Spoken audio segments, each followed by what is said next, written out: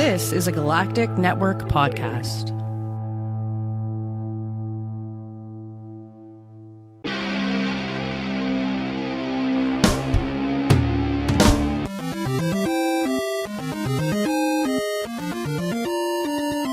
"60 minutes around the clock and straight out of the Galactic Network. This is 80s Percentile. My name is Matt. And my name is Corey, and we're here talking everything 80s and maybe also everything before and after the 80s. How you doing, Matt? I'm good. How are you, Corey? I'm doing okay.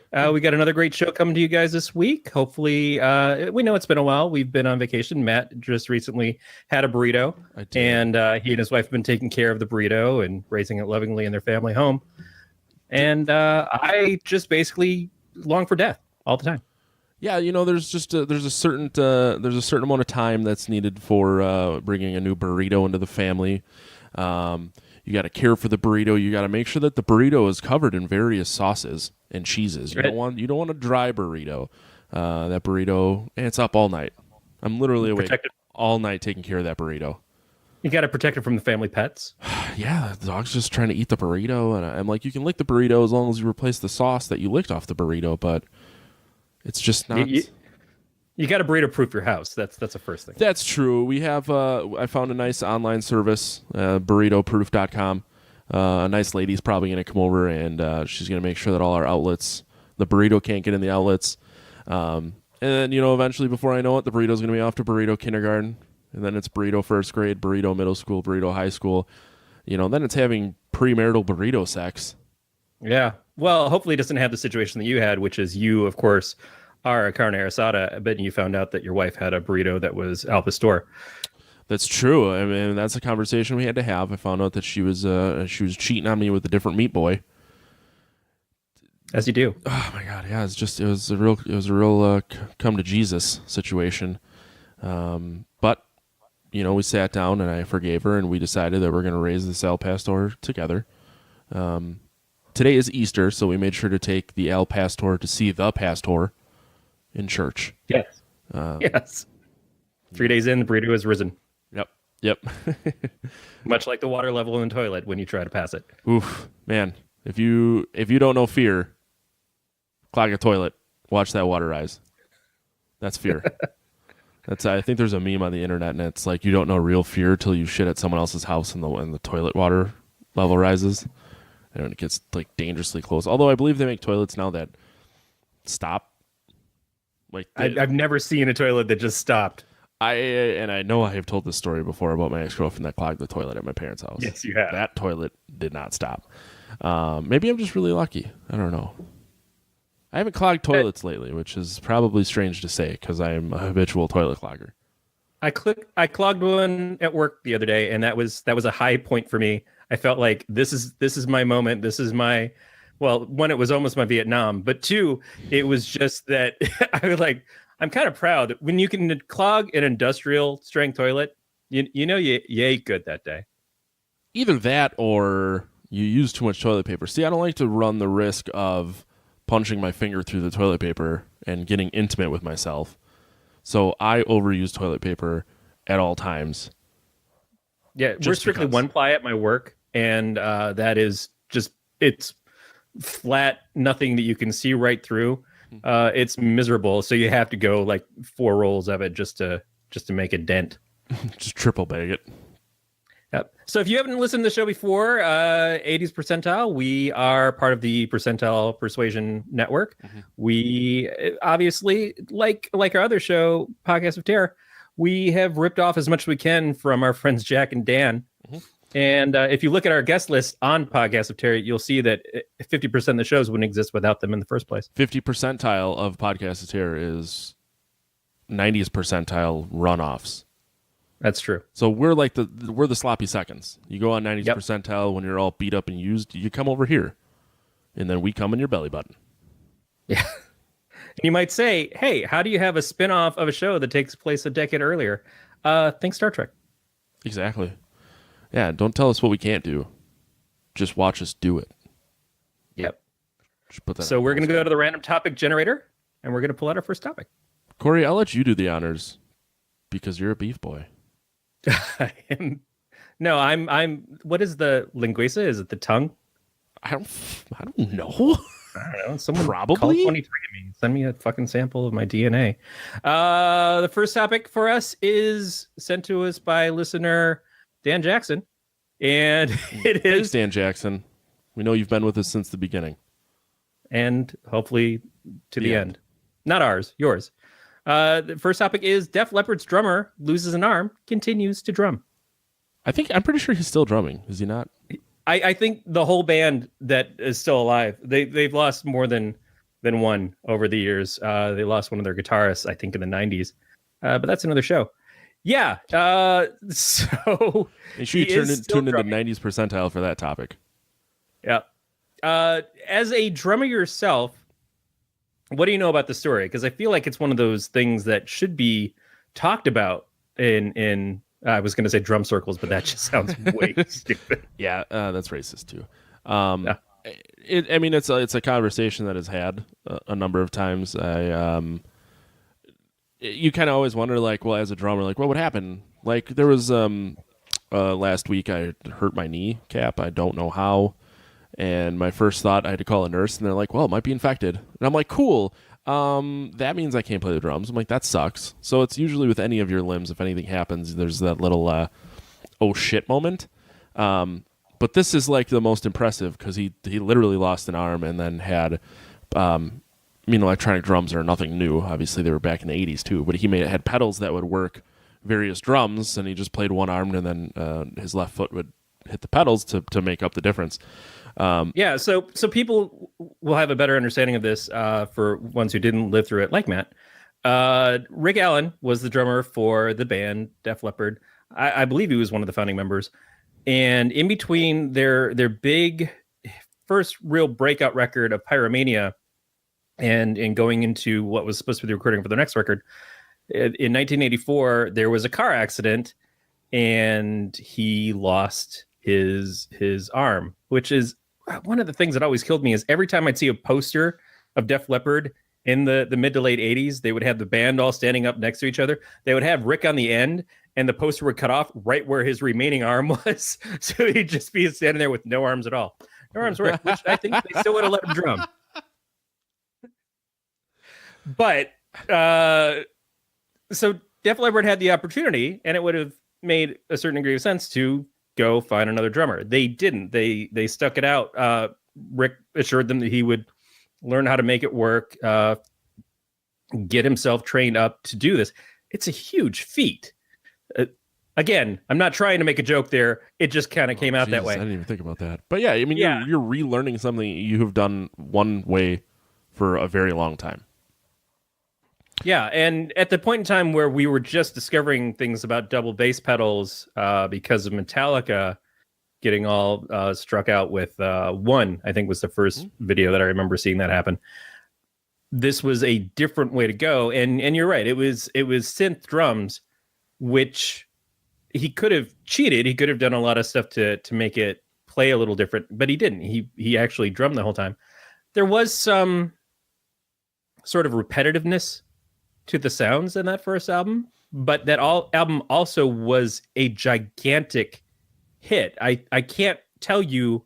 I mean, we were talking before the show about Motley Crue having an album that was all hits, and I think that whoever described that was a mistake. But Hysteria by Def Leppard was hit after hit after hit after hit. From the first song coming out, I think was Animal, to Hysteria, to Pour Some Sugar on Me, to Armageddon It, which both had the same video.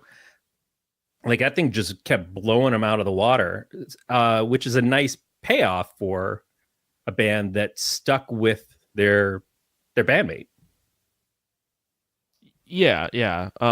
I mean, I feel like it was a different time back then too. I mean, if you really want to like dig into it, nowadays, I don't think a band, regardless of how big they are, would have the luxury, if one of their members was in an accident, to allow that member to recover whatsoever, because there's such a need and a forcing of a band to be on the road and active at all times, because there's so much music that, like, well, if this band that you're into isn't doing something, you just go find someone else that does the same exact thing. So had this happened now, I don't think it would have been handled the same. They would have probably been forced by the record label to find a new drummer. Yeah, and I feel like they went and fought the record label on that. It was a 3-year span between the accident and Hysteria coming out. Hysteria was released in August of 1987. So it's not like there was a ton of time in between, but when you do have a band that has just achieved such big hits with Photograph and is on the cusp of like when that type of music was just really seriously taking off, when MTV was just taking off, to have them do that is kind of amazing and a real testament to the kind of bandmates that he had and to him for his talent of being able to do it. And what do you think would happen with you? You're in a little band. You do some Conway Twitty covers, and no, what do you do? What do we really do? Yeah, play music poorly on occasion. Well, you're black metal. No. If you really want to get into it, I wouldn't call it black metal. Okay, I'm sorry. Technically African American metal. I gotta look at. So there's two bands, Norma Jean, not Marilyn Monroe, and then the Chariot, who are very similar. It's a more chaotic. I don't know. I guess they're called noise metal on Wikipedia, or metalcore. But to the point, to your question is, if it happened in our band would probably just stop ceasing to be a band, because we're not. It's literally 5 guys, and it is those 5 guys for a reason. Like, there's no. We're not going to get famous. Like, we play a niche kind of music. Now, I have friends who are signed to record deals, and I know that if their drummer, something happened to him, that band would stop. But say something happened to their bassist or their vocalist, they would just replace them. So it kind of depends on the member of the band and how much input that person has with your writing, to create the sound that is your band, to determine how useful or how valuable that person is. Yeah, so it's not a matter of drummers are more important than bassists, although that's true, or that. No, but if your bassist is writing, because I know there's a lot of bands where like the drummer writes guitar parts, or the bassist writes guitar parts, or the vocalist who doesn't play guitar writes drum parts or whatever. I do. So literally, the way our band does it, they're like the 2 people that listen that are going to give a shit, is our guitar player writes a song, a loose structure of a song. I write all my drum parts. Everyone else kind of learns it. And then while they're kind of learning it, we go back through it and restructure it. And then once everyone's done and our vocalist writes his vocals, he will adjust parts. So like, hey, play this part 4 times instead of 6 times based on his vocal patterns. So everyone has a hand in it for the most part, but as much as I love our bass player, if he was like, yeah, I don't want to do this anymore, we could just go find someone else. Now, if Tim, our guitar player, quit, he writes 85% of our songs. So it would be very difficult to come back from that, because JR he doesn't write as much as Tim. It's just the way it is. And at that point in time, would you rename the band, because it would have to be sort of a significant made up of the members from Drawn the Lifeguard? Not really. I mean, but creating a new sound, creating a new kind of. So Drawn the Lifeguard is this guy in the Execution. So we literally played a show as Sky in the Execution with the same lineup of guys that are in Drawn the Lifeguard right now. Tim moved to Michigan, and when we tried to find other guitar players, and it never worked out, and then Tim moved back, and we're like, we fucking have to do this with Tim if we're going to do it. The genre of music we were playing and the style we played was considerably different, but the band name Drawn the Lifeguard existed before the Sky in the Execution did. Like, we would have Sky practice, and then I was like the 4th drummer in Drawn the Lifeguard technically, but we would just get shit hammered and write like black metal and like super fast death metal. So, but isn't that what you do every week by yourself too? I don't know about the writing. No, that's masturbating. You just wake up and there's language about killing the entire population of the earth on top of a pizza box, a little bit of vomit on the corner. Yeah, I call that Saturday morning. Yeah, that's exactly right. Mainline some coffee. I feel like I really bogarted that Def Lep talk with talking about my shitty band.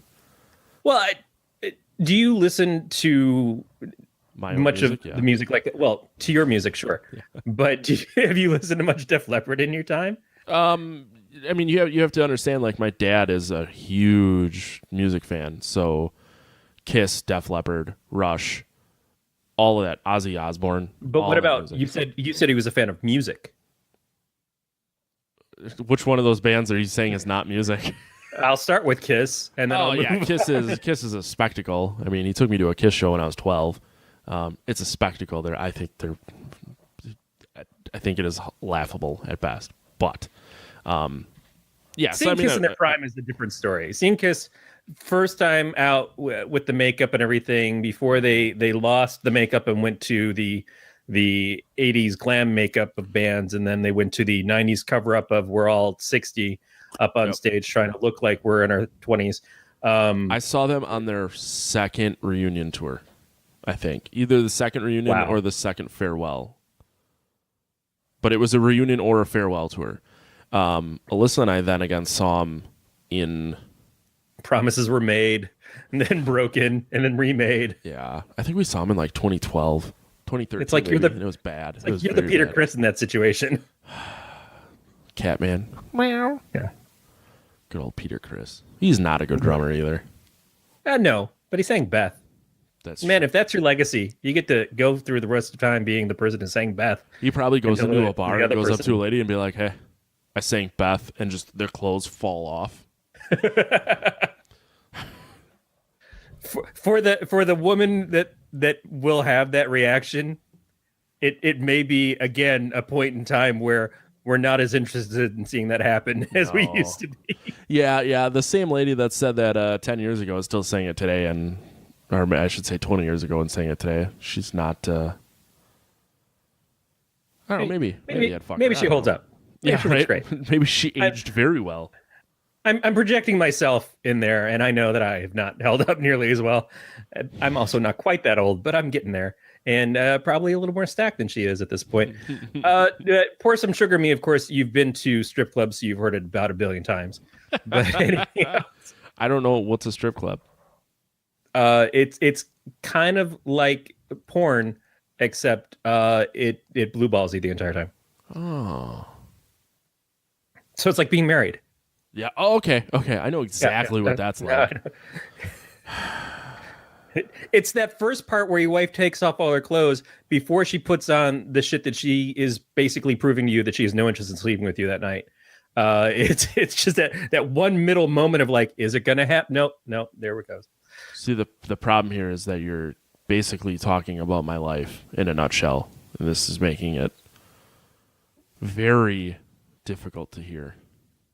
Yes, that's exactly right. That's why I do it. It's out of love. Fuck you. I mean that in the nicest way possible. You're a beautiful man. Let's have babies. Mm-hmm. It's weird though that I saw a concert on Axis or something recently, and it was Def Leppard performing and doing the lion's share of their hits, and a lot of them were from Hysteria, of course. Mm-hmm.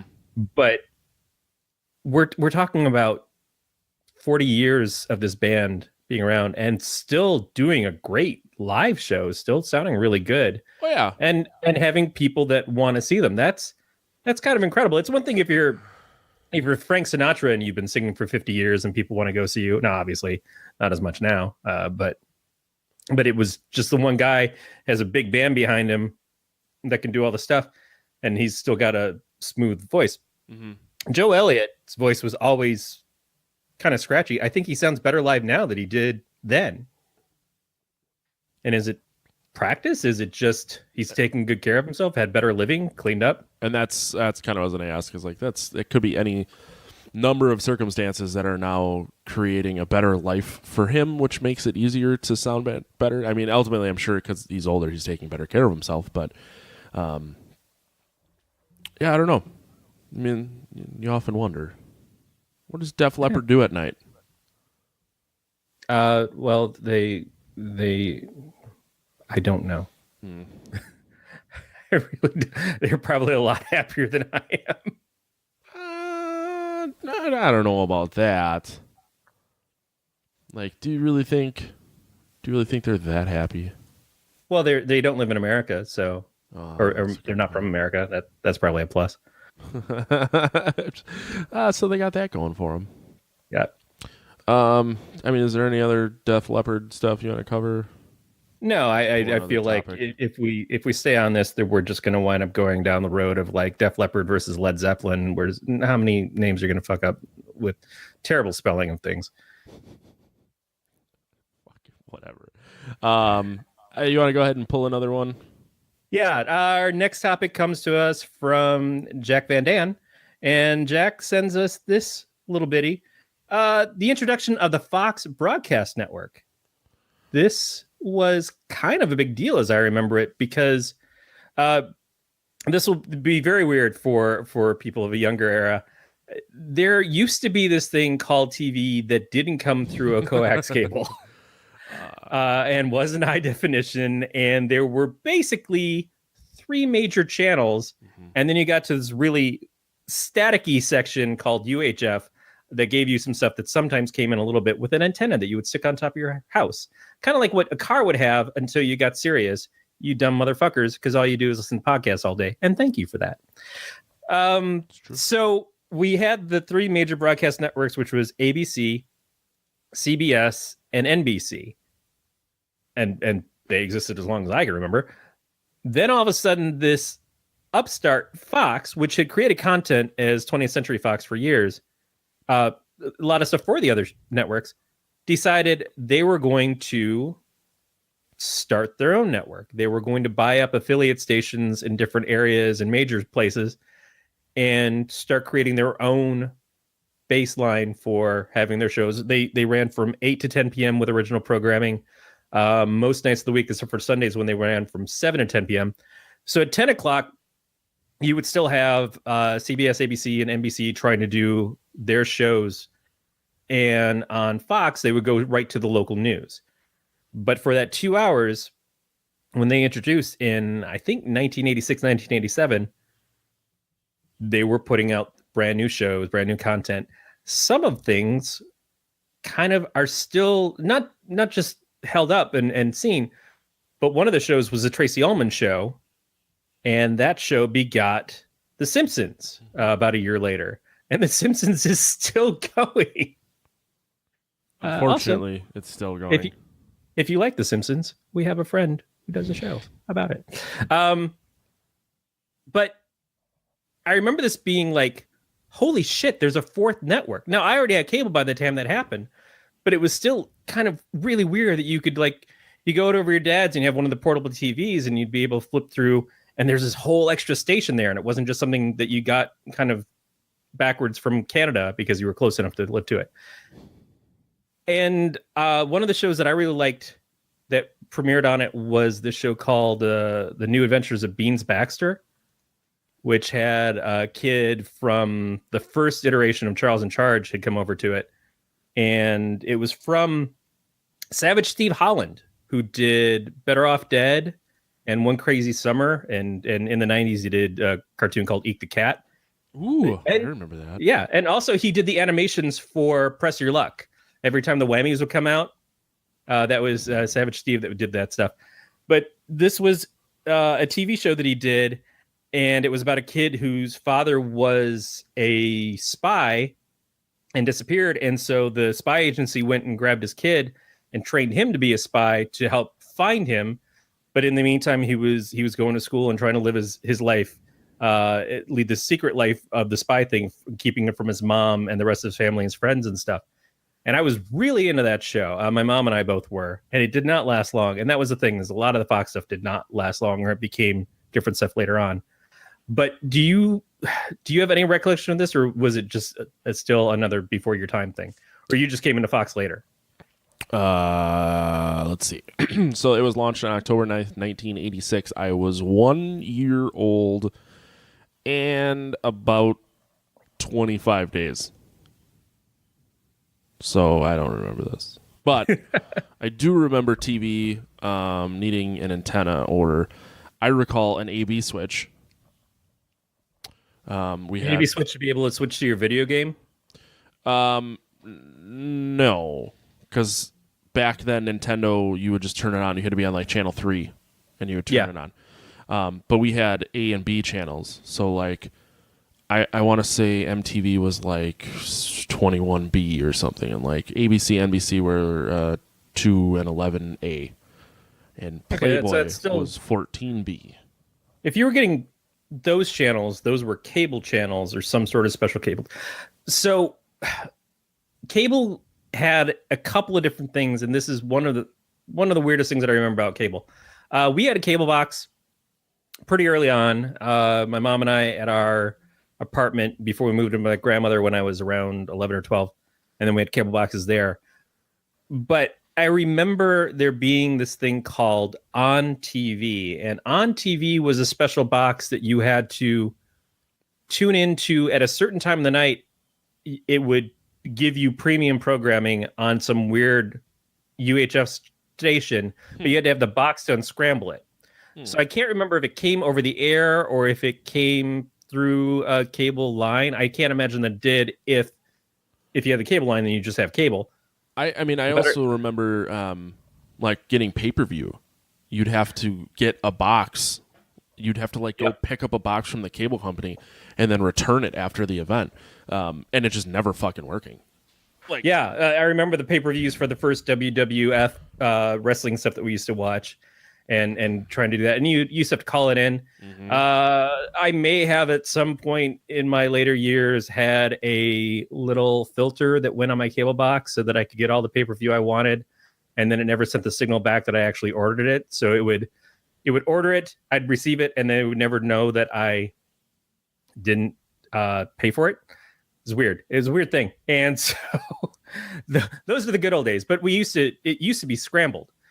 Like you would see the station for the pay-per-view, or you would see the station for Playboy, and it would be scrambled out. Yep. And if you were a subscriber, you would have a code for certain things like Playboy that you could put in. My friends and I used to just sit there and torture ourselves over my friend Larry's cable box, trying to figure out the code that his parents put in for the Playboy channel. Oh, you'd have like a child lock code? Yeah, that's essentially what it was. It was the first child locks.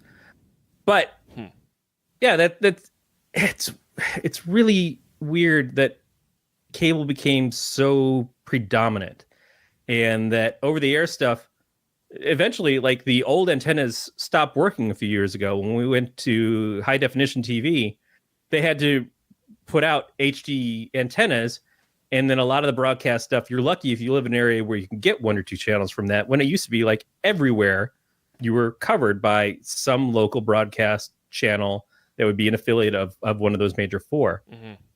Now there's HD channels that are on subchannels, kind of like what you're talking about, the ABC. If you're on channel 2 and then you have a 2-1 and a 2-2 that has like, sometimes it's the same channel over again. Sometimes it's a different kind of content from that broadcasting company. But it's all through the internet now. It's all through Comcast Fiber or something, so that it doesn't make a lot of sense. When satellite first came out, that was like just an extended antenna. But having this stuff now where it's just like beamed in your house at all times, I finally signed up for Hulu over the weekend, and old man Corey. It's just, man, shit. It's just like, here, watch the Golden Girls that aren't on a billion times a day on a dozen different cable channels. But sure, now I can watch them whenever I want. My wife wanted to watch Seinfeld. Good news about this podcast, by the way. We're the only one that can talk about the first season of Seinfeld. Which I tried watching, and it wasn't very good. No, it's not. Oh, man. First of all, George has hair. That's not right. You don't do that to us. That is not my hang-up. Sorry. That should be what they should go and digitally remove all of that. But yeah, so Fox comes out, takes over. I'm not even sure I remember what channel they were on. I think they were on channel 5. CBS was on channel 2, NBC was channel 4, ABC was channel 7, and I think Fox was on channel 5, which is a weird place, but okay. That was an odd place. But they got to be so big that somewhere over the years, Fox completely overtook the other channels and took channel 2 away. So now, even if you're on cable or something, you turn on that box, that first channel that thing lands on is always going to be Fox. I haven't been in any place where that's not the case anymore. So you just go right to it. That's the start. How do you do that? How do you become such an upstart?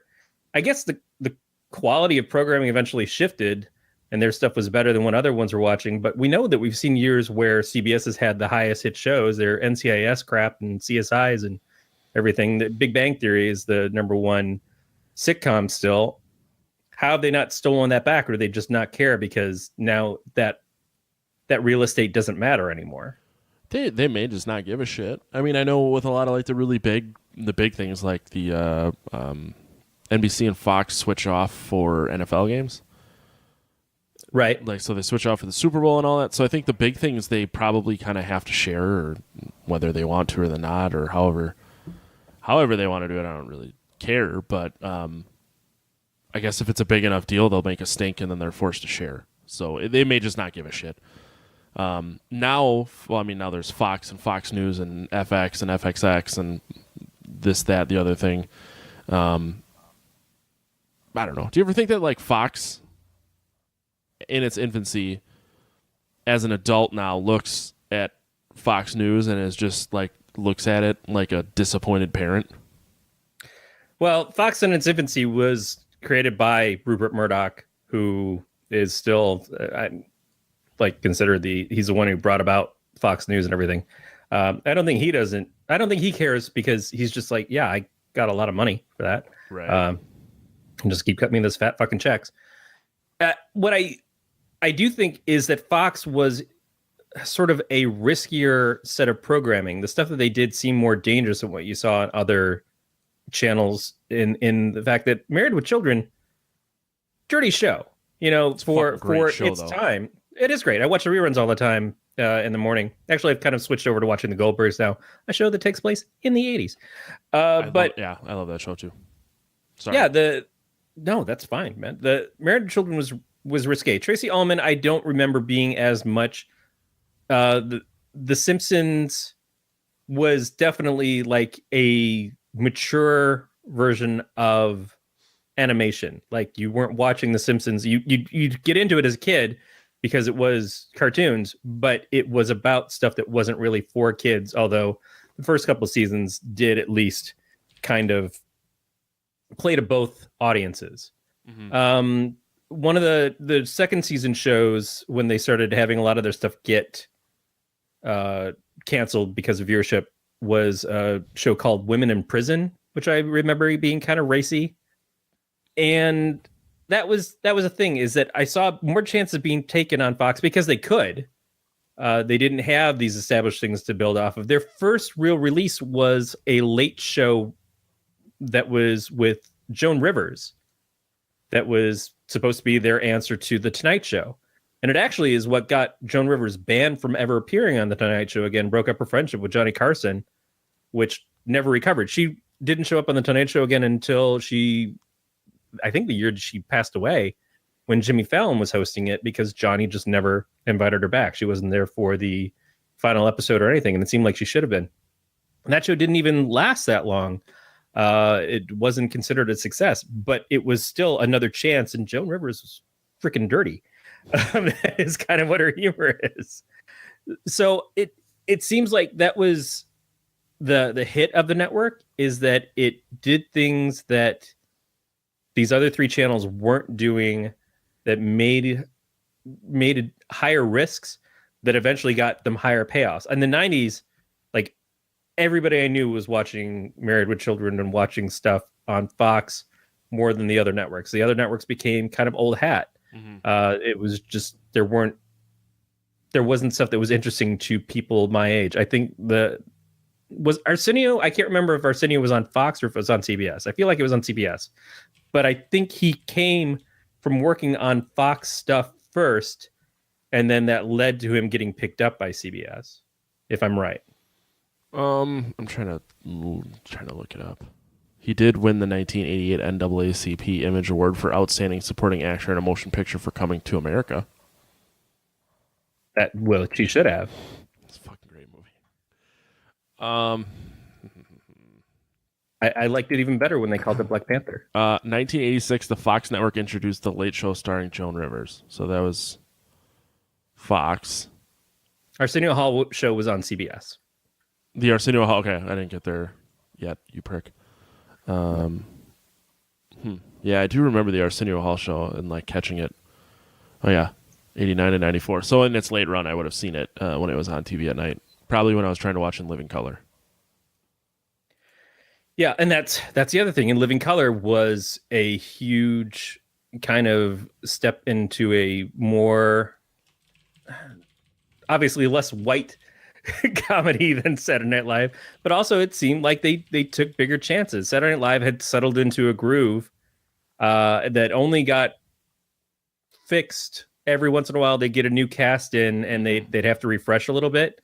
Although nothing will ever match the year that they cast all the younglings, like Anthony Michael Hall and Robert Downey Jr. And Madonna was, I think, the first guest of the season on, and that whole thing just went to shit so bad that they wound up killing all of the cast at the end of the season. And the next season opened up with Madonna saying that the last season was all a terrible, terrible dream, like on Dallas. But what what I remember is that Living Color was only good really the first 2 seasons at best. The first season was gold the whole way through. The second season became more like Saturday Night Live. It was repeating characters over and over. And then by the third season, the top Wayans basically left. Keenan stopped appearing on the show, and Dame was on there a lot less. And we got the also Wayans, as I call them, Sean and Marlon, and Jamie Foxx came in, and it just stopped being nearly as good as what it had been.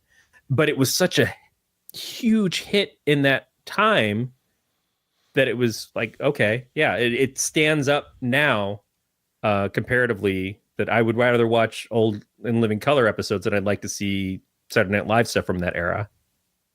And it's still kind of a big deal that Fox, again, did that. Mm-hmm. Yeah, I mean, I don't even remember what was on Fox when I was a kid, at least in the 80s. Obviously, The Simpsons, which started in 89, which I can talk about that if you want. Yeah, I mean, you were a big Simpsons fan. I mean, and that first season was gold. I thought, yeah, the first season was really good. I thought the second through, say, 8 was way better, but yeah, the first episode was... I gotta get exact dates here, but I know it started in season 1. Oh, I was wrong.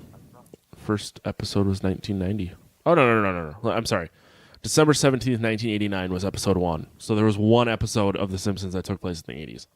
Yeah. And that was the one where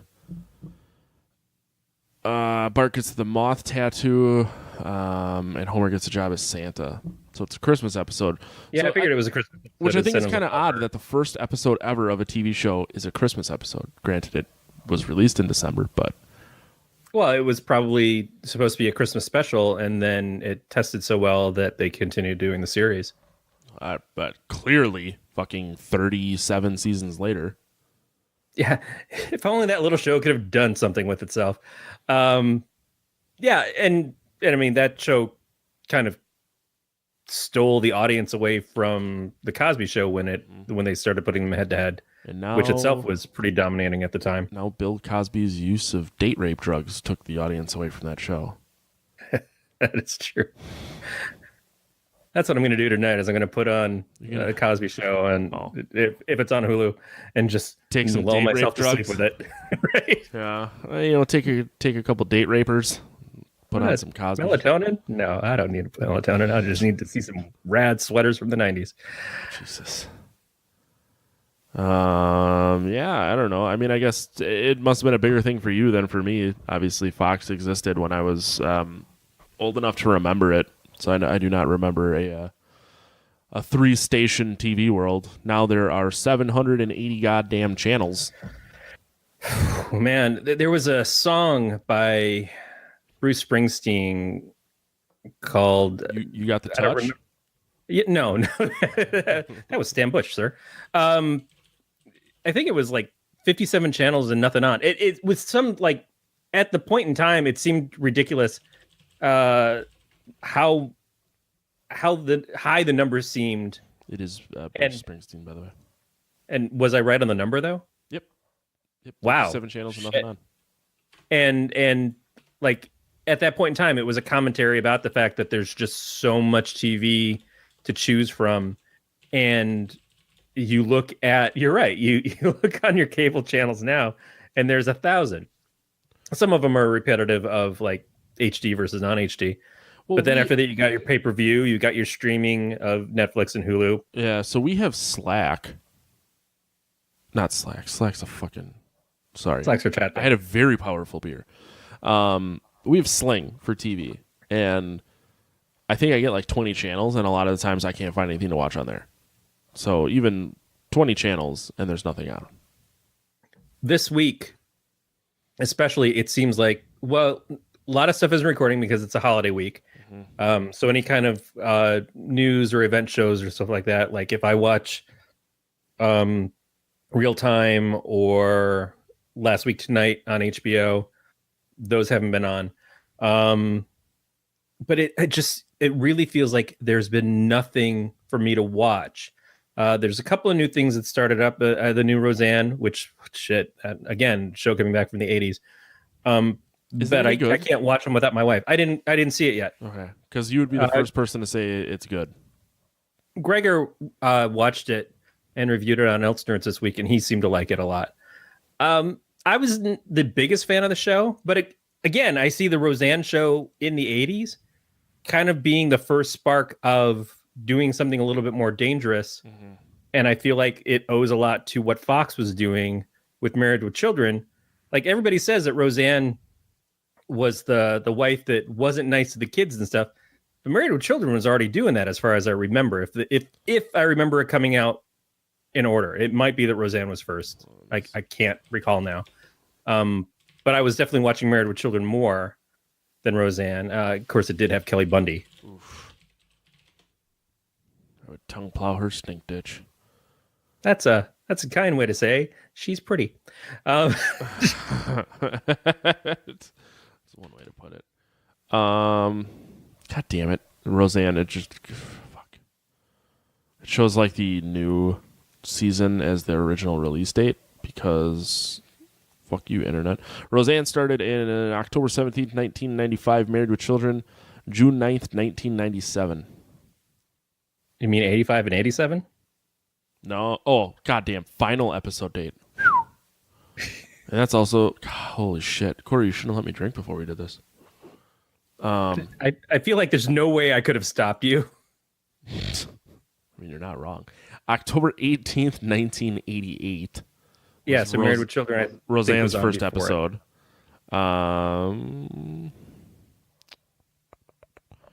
Original release, April 5th, 1987, Married with Children.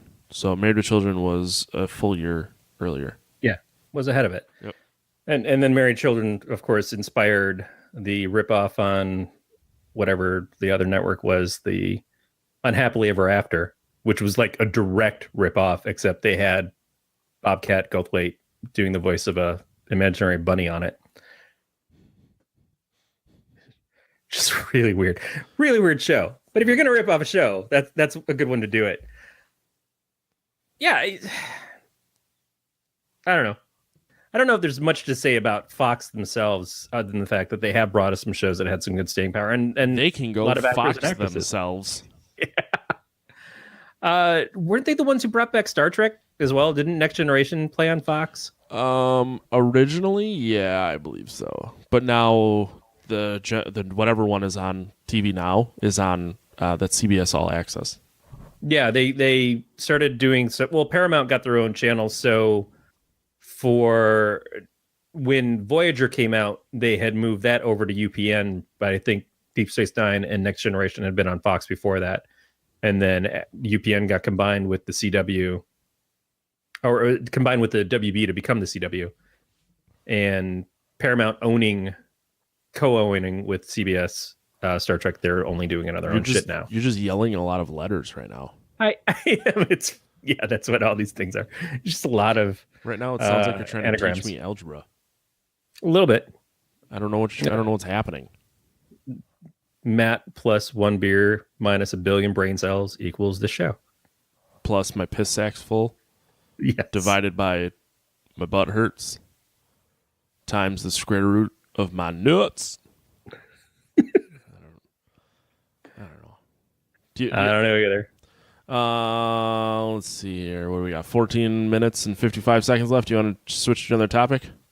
Yeah, let's see. This one comes to listener DJ. DJ is this is an odd one. I don't really know even how to approach this. The new Monkees. There were new Monkees? Yeah, did you know that there was old Monkees? I do. I know of the original Monkees. Yeah, the original Monkees, you'll hear more about them in depth on our sister show 60s Percentile. Yes, and people say that they were just monkeying around. They're just too busy singing. Yeah. Put anybody down. Yeah, so 60s Percentile will likely be having an episode on this in the near future, but I guess we're going to cover the new Monkees, which I didn't know was a thing. I remember the new Monkees. All right, here's what I remember. Somewhere in the middle of 80s, it might have been 84, 85, something happened where there was this big Monkees revival. And MTV started playing all the episodes over the weekend. It might have been MTV, it might have been VH1, it might have been both because they were all owned by the same Viacom company or whatever. Mm-hmm. But just like for a few days straight, you were just seeing this. There was a couple of things like that. Like some channels started replaying all the Honeymooners episodes. I feel like there were a few things where it was just this smorgasbord of, we have too many channels, we don't have enough content. Let's play this old thing and see if people pick up on it.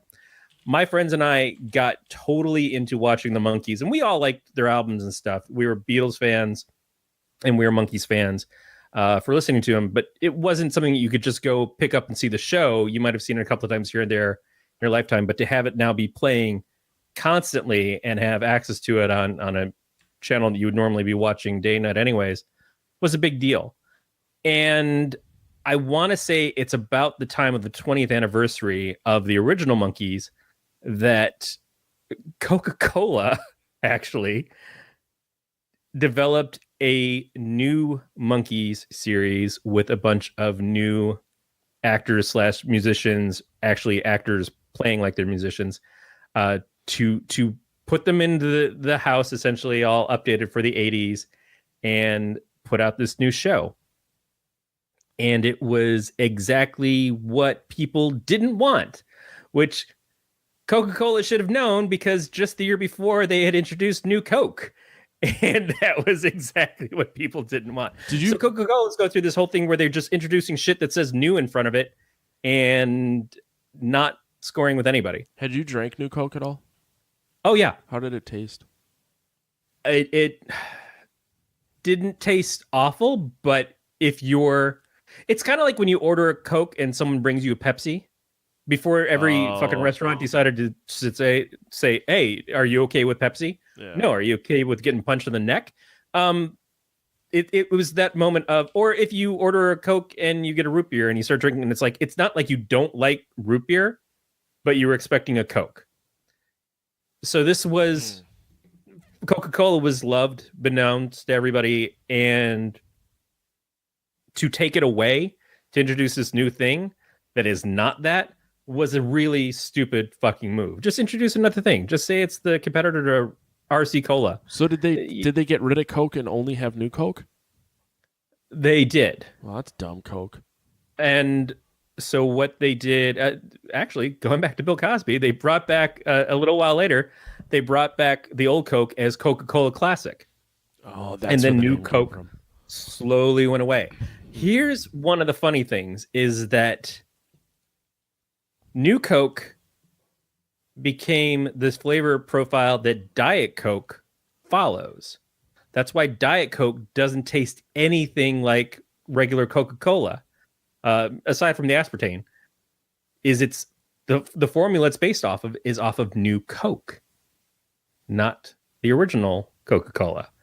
So, like, if you taste it, they're like just so far apart from each other. Like, I guess if you drink, I've always had pick up on these weird flavors and stuff. Like, I can't drink Diet Mountain Dew. I could drink caffeine-free Mountain Dew, and I did for a while, but the Coke is just way off. It's just totally fucking weird. And yeah, that's part of the reason why. But the Monkees. Did you ever watch the Monkees or listen to the Monkees at all? Okay. No, unless they became a death metal band and I missed it. I think Peter Tork is secretly King Diamond. No, so the Monkees were a group of guys that were put together by Hollywood studios to... The original boy band. Yeah, they kind of were. It was to make their own version of the Beatles for TV. And it was 1968, 67. Might be 66, actually. The New Monkees? The New Monkees were 86. 60s, so 66 sorry. would have been the original Monkees. They put them all together, and they cast them. Some of them had acting experience, and some of them were actually musicians themselves, but they didn't actually play their own instruments on the original albums. They were produced. They had a lot of the songs were written by Neil Diamond, and they did this show, and the show was basically to help sell record albums. Yeah, you have to do the show and get the commercials and stuff for that. But they would make albums and they would sing on them, but a lot of the stuff really wasn't them playing. And it bummed a lot of them out because people like Mike Nesmith, for instance, was an actual trained musician and wanted to write his own stuff, and they had to kind of fight to be able to get to do that. And they're like, no, we made you to be this. You don't get to do that. In the 80s, they found 4 more guys, and they said, hey, we're going to do this thing over again. And you could not find people who wouldn't say yes to that, because the 80s was this great time of like, I'll do anything to be popular. I think that was the plot to Oh God, You Devil, the third in the Oh God series. And so they grabbed a bunch of guys, and they look like your typical 80s dudes that are like meant to be annoying in a sitcom show on TV. But I remember trying to watch it. I remember trying to sit through this show because I love the original Monkees, and this is the opportunity to get on the ground floor for this new thing. And it was a mess. It was a total mess. I believe it was 1 season only, and I don't even know if all the shows made it to air, and it was syndicated, so it wasn't even actually on a regular network. You kind of had to chase it around. And I don't remember if they ever actually got an album out or not. They had a couple of singles. Yeah, they had one album. They had one album released in 1987. Oh yeah. And you could not look at this and tell it from a Duran Duran or Flock of Seagulls or anything else at that point in time. It just looks exactly like everything else in the 80s did. I really like the cover art. I may try and purchase this. You should reproduce it as a cover for your band. Oh, that'd be fucking hilarious. In fact, I see right here, track side 1, track number 5, Boy Inside the Man. If that is not a Drawn Your Lifeguard, Drawn the Lifeguard Drawn song. the Lifeguard. Oh, man. If it was a Drawn the Lifeguard song, it would start with like. But unless you listen to us, you don't get that reference. Yep. I did go on a weird search a couple years ago, I think. Well, that's terrifying, Tommy. Yeah, of trying to find out what happened to the New Monkees. Did any of these guys go on anything else? Because it's not like they weren't talented guys. They were talented enough to be on a show. They were entertaining. They put out an album. So did any of them pick up? You kind of always wonder that, like, oh, this thing that I used to really like, or this thing that I remember casually, like, did one of them become the next Matt Damon or something? One of these guys might have been Matt Damon. No, look at him. Well, I'm trying to like find the actual members of the band, because this is listing for a TV show on the Wikipedia, so it's kind of, it doesn't really say who was in the band. Well, it says who it stars, and I think the first 4 names, Jared Chandler, Dino Kovas, Marty Ross. Kovas. So Marty Ross is a songwriter and guitarist best known for his role in the TV series The New Monkees. and as a member of the power pop band The Wigs. So he has done nothing with his life. Presumably, the other three haven't either because they don't even have Wikipedia pages. Yeah, I looked for these guys, and I think I saw some YouTube video of them playing at a private party, like sitting in the living room of one of their houses and playing a couple songs, and it was two of the guys from the band. And I was like, oh, that would actually be kind of cool to see. We're now 20 years out from this show. I'm not saying there should be a Monkees 3, but, well, I guess there is kind of Monkees 3 since David Jones passed away. But we should see if there's some sort of reunion for these guys, like show up at a VH1, like whatever happened to party of the new Monkees, and like have them do a performance. Remember when VH1 was doing that a couple years ago? It's like, oh, we're gonna get this band back together, and then they would try to do it, and then one of the guys would be like a dick. No, I don't want to do it. This could have been, but I guess it does take people being interested in the original thing in the first place. What do you think the odds are that VH1 could come up with like a new Monkees dating show? Where you go on the show and you get to win a date with one of the... Yeah, they did it with Flavor Flav and Brett Michaels. Oh, yeah. Yeah, so it could be like the Marty... Meet Marty hour or something.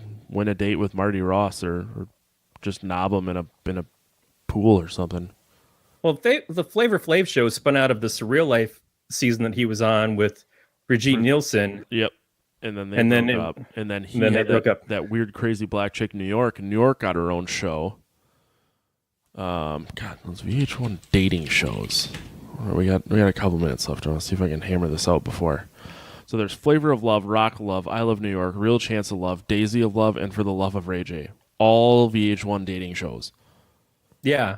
Those and they all the spun out VH1 of the same thing. Yes, and those are just the VH1 celebrity dating shows. What was Daisy of Love? What was that about? Oh God, Daisy was a chick that was on Rock of Love. Okay. I was thinking it was Daisy Fuentes. I'm like, I would have called that up on that one. She is very gross. Yeah, she looks like she's had some stuff done with her face. And not in like a good way. Well, probably both. Probably both on that account. She's had some stuff on her face. And then surgical work too. I don't know where you've been, Miss Daisy, but you smell of bandana sweat and disappointment. Brett Michaels. I know that. I know that scent. Yeah. There's jizz everywhere. Oof. It's all on CC DeVille. He does. I was going to say he doesn't deserve that, but he really does. He's a dirty human being. Sort of. The new Monkees, though, should we feel like they should be chastised for what they were? Because that's what the New Kids on the Block were. You were right. They're manufactured. In the 60s, was there a Kids on the Block? No, but I mean the new Monkees. Let's see what I did there. Yeah, that's true. But there was Menudo, and I don't remember when Menudo started, but I remember when Menudo got really popular in the mid 80s because they gave them their own show during the Saturday morning cartoons on ABC in the midst of Rubik's The Amazing Cube cartoons and your average Super Friends spinoff. Menudo was another processed cheese band that Ricky Martin came out of. Yes, that's very true. Didn't mean to put it as Ricky Martin came out, but he did. He did, just much later than when his music did. Just not with Menudo. But should the new Monkees be criticized for being a manufactured band, manufactured entertainment program built around characters that were not like the real guys? Or should it just like this, just how it is? You know, that's what all these other bands have been over the years. Wow, I can't think of what Justin Timberlake was in anymore. I feel kind of good about myself. NSYNC? NSYNC. It was either NSYNC or the Backstreet Boys, so I just said one of them, and if you were like, I don't know, I was going to say the other one. Yeah, NSYNC, Backstreet Boys, 98 Degrees, the whole Mickey Mouse Club thing, that's kind of where a lot of those things popped out of. It's about the same. Yeah, pop music's pretty bad. A lot of garbage. Yeah. I guess it's different if they're supposed to be musicians versus just a bunch of people singing in a row. Oh, I was like, what the fuck do you mean by that? But yeah, you're talking about barbershop quartets and shit. Doo-wop. Yeah. Yes, the 80s doo-wop movement. What you don't know is about the 80s underground doo-wop movement. So don't fuck with me, because I know a thing or two about my 80s underground doo-wop. Yeah, it used to have a lot of hardcore doo-wop battles out in the streets. Two gangs of dueling doo-wops. The doo-wop duels. They just show up and throw down.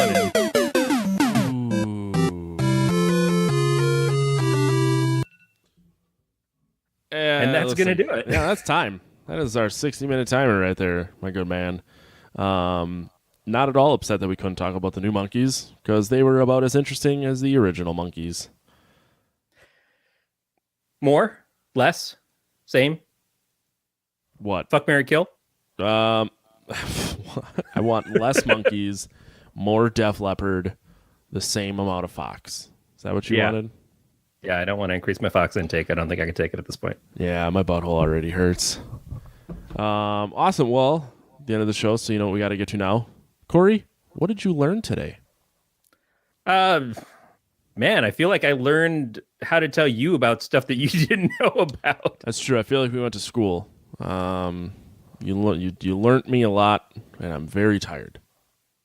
Yeah. Next time I'm going to learn you with a switch. I'm going to make you walk out in the woods and cut one off a tree and bring it back, and then I'll teach you something. Not like a Nintendo Switch? No. Oh. No. In the good old days. The real Switch. Wow. All right. Well, today What did you learn, Matt? I learned that the new Monkees were a thing. Yeah. But you're wrong, because they really weren't. They had what was it? 22 episodes? 13 episodes. Yeah. If they made it to the air, it's one of those things that probably shifted around in between episodes of The New Adventures of Gidget. Hey man, that's still 13 episodes of a TV show that I don't have. Yep. I'll tell you what I learned. I learned which member of your band is most replaceable. Yeah, the bass player. It's always the bass player. It's always the bass player. Fuck that guy. Yeah. Except for Nikki Sixx. Yeah, whatever. Nikki Sixx and Motley Crue is the least replaceable member of the band. That's true. Yeah. So Corey, where could people find you? I guess I might as well just go ahead and shut this fucker down. Yeah. Well, since this is a spin-off show, we should actually talk about where we're spun off from. That's true. You can find past episodes of the show that inspired this one, 90th Percentile, at wepodcast.com. And you can also find their current, sometimes, show of Worst Episode Ever, show about The Simpsons, how people who love The Simpsons, about how much they hate The Simpsons. Mm-hmm. Is that right? Is that close? This is a show about people who love The Simpsons. Yeah, whatever. I don't fucking care anymore. Yeah. It's just, but we care about them. We care about Jack and Dan. I care friends. Deeply about Jack. Sometimes he concerns me with how sad he is. Yeah, it's like it's not an Jack, I'll fly out there and give you a hug. I know you're listening to this. I'm not above hugging you. If you're willing to put on a tortilla, he'll do many things to you like a burrito. That's true. I'll roll you up like a burrito and stuff you down my throat. Or lick queso off of you for an hour. Matt, where can people find stuff about you? I just want to talk about licking queso off of Dan or Jack. Probably Jack. Both. I get hair stuck in my teeth. Jack's a very hairy man. It's very hairy. I guess you can find me on Twitter and Instagram and Untapped at Matt the Lifeguard. You could also give our normal podcast money. If you go to amazon.podcasthere.com, shop like you normally would, we get a cut. Keeps the show free. Try to keep ads out. Mostly because I'm too lazy to put them in. It gives us the opportunity to not give a shit and just do shows like this. And we can disrespect our surroundings while we're doing it. As much as possible. Yep. I'm going to just jizz everywhere. Well, I guess that's going to do it for another episode of 80s Percentile. My name is Matt. My name is Corey, and we will see you in another decade.